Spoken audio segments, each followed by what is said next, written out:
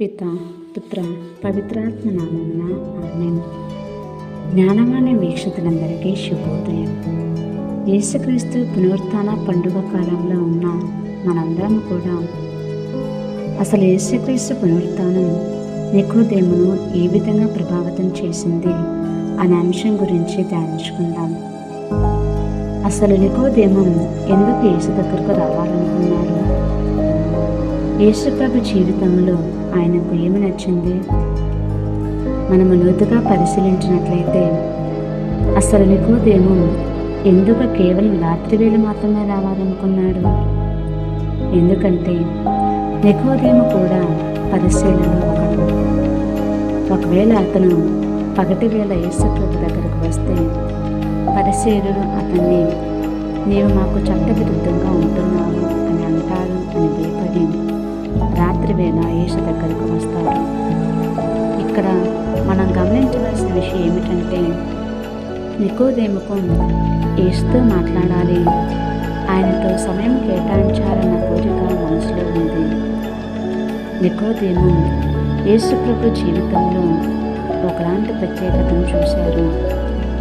ఆయన చేసే ప్రతి మంచి పని ప్రజలను ఎంతగానో ఆకర్షించింది. అందుకని నికోదేము యేసుప్రభుతో మాట్లాడాలనుకున్నాడు.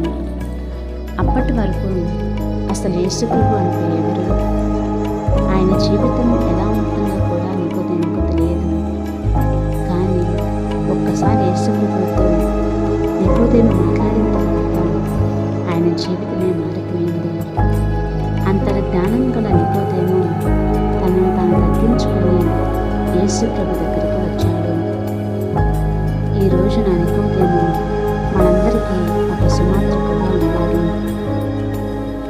నికోదేము ఒకసారి యేసుతో మాట్లాడిన తర్వాత తన పాప జీవితాన్ని అక్కడే వదిలి తాను చేసిన తప్పులకు పశ్చాత్తాపపడి ఆధ్యాత్మికంగా మరలా జన్మించాడు. ఈరోజు మన అనుదిన జీవితంలో కూడా యేసుతో పునరుత్థానం మనందరికీ ఒక ఆదర్శంగా ఉండాలి. ఆయనతో నేను సమయం కేటాయించాలి, ఆయనతో మాట్లాడాలి, ఆయనను చూడాలి అనే దాహం కలిగి ఉండాలి. ఆధ్యాత్మికంగా మన జీవితంలో కనువిప్పు రావాలి. అప్పుడే మనము శారీరకంగా ఒకసారి జన్మించినా కూడా ఆధ్యాత్మికంగా మరలా యేసు ప్రభులో జన్మించగలుగుతాం. పిత పుత్ర పవిత్ర